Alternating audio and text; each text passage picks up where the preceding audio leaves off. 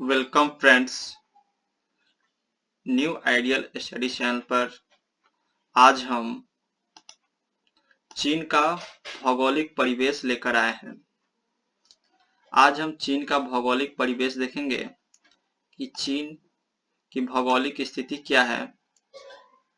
आज चीन जो पूरे एशिया और पूरे विश्व का आकर्षण का केंद्र बना हुआ है, उसके पीछे क्या कारण है। आज हम देखेंगे कि चीन कि वो कौन सी भौगोलिक परिस्थिति है जो उसके इतने विशाल भूभाग्य में उसके विस्तार के लिए सहायक सिद्ध होती है। तो चलिए हम शुरू करते हैं। तो देखिए, चीन का भौगोलिक परिवेश।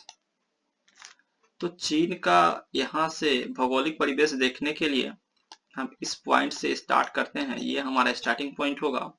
सबसे पहले हम चीन का विस्तार देखेंगे। तो चीन का जो विस्तार है वो पूर्वी एशिया में है। चीन का विस्तार पूर्वी एशिया में है।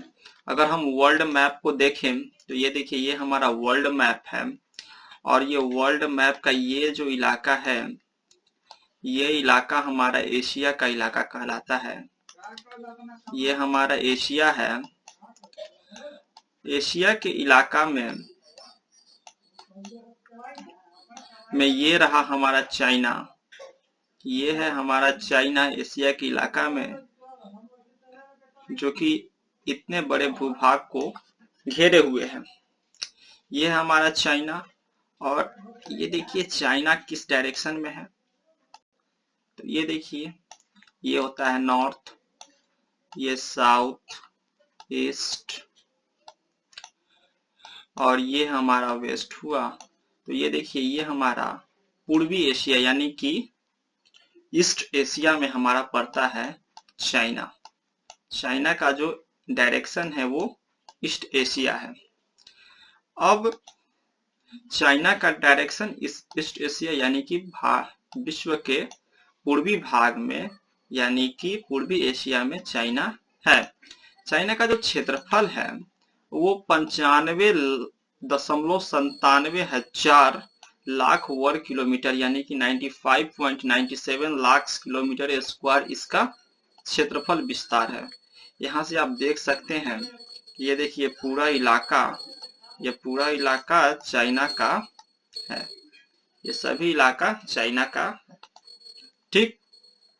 अब इतने बड़े भूभाग पर है तो इसमें जो टोटल राज्य हैं, प्रांत की संख्या हो गई 34, यानी कि चीन में 34 राज्य हैं, ठीक। अब आइए चीन की हम जनसंख्या देखें तो चीन की जनसंख्या लगभग 1.5 अरब जनसंख्या है और ये अभी 2022 के आंकड़ा के अनुसार है कि विश्व की सर्वाधिक जनसंख्या चीन में है, जो कि 1.5 अरब है। चीन की राजधानी जो है वो बीजिंग है। चीन की राजधानी बीजिंग। चलिए आगे देखते हैं। चीन की जो मिट्टी है वो बहुत उपजाऊ मिट्टी है चीन की, जिसके कारण वहां पे जो फसल है, मुख्य फसल गेहूं, धान, जौ, बाजरा, ऐसे खाने के लिए वो लोग कुछ भी खा जाते हैं। चाइनीज के विषय में कुछ विशेष नहीं कहना चाहते हैं, उनका भोजन ही अलग होता है। लेकिन वहां की भूमि उपजाऊ है, जिसके कारण वहां पे गेहूं, धान, जौ और बाजरा की खेती होती है। अब हम आगे देखिए, अब हम आगे चीन की नदी के विषय में देख लेते हैं कि चीन में कौन कौन सी नदी है। तो चीन में मुख्य रूप से जो नदियां हैं वो 3 नदियां चीन में मुख्य रूप से हैं। आप ये 3 नदियां जो पूरे चीन को घेरती है, तो पहली नदी है हुआंगहो नदी, ठीक। उसके बाद है यांग तसी नदी और उसके बाद है सिक्यांग नदी। 3 बार बोलिए, हुआंगहो नदी, यांग तसी नदी, सिक्यांग नदी। हुआंगहो नदी, यांग तसी नदी, सिक्यांग नदी। अब हम चलिए हुआंगहो नदी के विषय में अध्ययन करते हैं कि हुआंगहो नदी क्या है, इसका बहाव क्षेत्र कितना है। देखिए ये हमारा हुआंगहो नदी है। इसका जो बहाव है वो देखिए, खुश्म पश्चिमी चीन से उत्तरी चीन, अगर हम यहाँ पे मैप पर चले, चाइना का जो मैप है, तो ये देखिए ये है चाइना का मैप।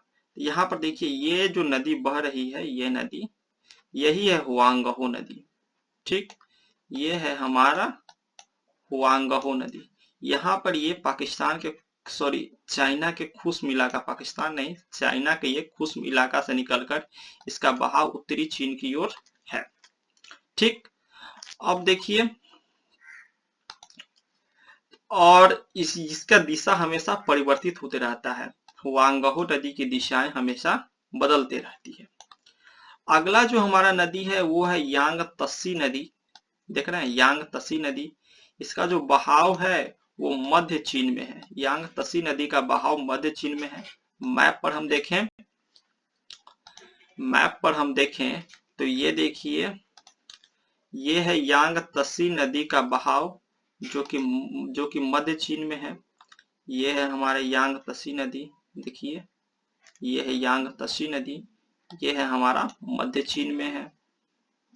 और यहाँ पे मध्य चीन में होने के कारण यहाँ पर देखिए मध्य चीन में जब यांग तस्सी नदी है तो यांग तस्सी नदी के कारण यह नदी और गहरा है, जिसके कारण यहाँ पर देखिए जहाजों का आवागमन होता है। इस नदी पर जहाजों का आवागमन होता है। इसमें छोटी बड़ी नदियों का संगम है। आधा से अधिक आबादी यांग तस्सी नदी के तट पर निवास करती है, यांग तस्सी नदी। अगली नदी जो है वो चीन की, वो है हमारी सिक्यांग नदी। सिक्यांग नदी जो कि चीन की नदी है, सिक्यांग नदी। देखिए सिक्यांग नदी का जो बहाव क्षेत्र है वो हमारा दक्षिण चीन में है। ये देखिए ये हमारा दक्षिण चीन जो कि बहाव क्षेत्र है। उसके बाद सिक्यांग नदी के तट पर हमारा कैंटन बंदरगाह है, और कैंटन बंदरगाह जो है वो व्यापारियों का स्थल है। यहाँ से अनेक व्यापार होते थे। प्राचीन काल में भी यहाँ से व्यापार होते थे और आधुनिक काल में भी व्यापार हो रहे हैं।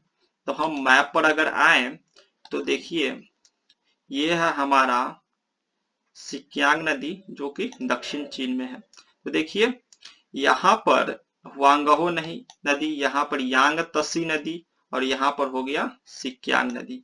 यानी कि मैप के सहायता से अगर आप देखिएगा तो बहुत जल्द याद होगा। देखिए हुआंगहो नदी उत्तर दिशा में है, यांग तस्सी नदी मध्य चीन में, और सिक्यांग नदी दक्षिणी चीन में है। ठीक, इसका जो बहाव इलाका है। अब आइए यहां तक ले तो हम देख लिए। अब हम यहाँ पर खनिज देख लेते हैं। खनिज, ये देखिए चीन में जो मुख्य रूप से खनिज मिलती है वो देखिए खनिज में लोहा, तांबा, अब्रक, एल्युमिनियम इत्यादि है। ये तो मुख्य खनिजें हैं। और ये मुख्य खनिजें कहाँ मिलती हैं? तो ये मुख्य खनिजों का मिलने का स्थान है चीन की पहाड़ियां। ये जो देख रहे हैं चीन की प्रमुख पहाड़ियां, इन्हीं पहाड़ियों के पास मुख्य खनिजें मिलती हैं। तो चीन में मुख्य रूप से 3 महत्वपूर्ण चीन की पहाड़ी हैं। एक है तीन सांग पर्वत, एक है हिंगान पर्वत, एक है भुआन लून पर्वत, और एक है हिमालय की पर्वत श्रेणियां। इसको याद करने के लिए आप इसको रिपीट कीजिए, 3 से 4-5 बार रिपीट कीजिएगा तो आपको याद हो जाएगा। देखिए तीन सांग पर्वत, हिंगान पर्वत, भुआन लून पर्वत और हिमालय पर्वत श्रेणियां। एक बार और बोलिए, तीन सांग पर्वत, हिंगान पर्वत, भुआन लून पर्वत और हिमालय की पर्वत श्रेणियां। इन्हीं पर्वत श्रेणियों में खनिज मिलते हैं और ये प्रमुख पर्वत श्रेणियां चीन की हैं। ठीक है, आज के लिए इतना ही। वीडियो पसंद है लाइक कीजिए, चैनल को सब्सक्राइब कीजिए, ज्यादा से ज्यादा शेयर कीजिए। धन्यवाद।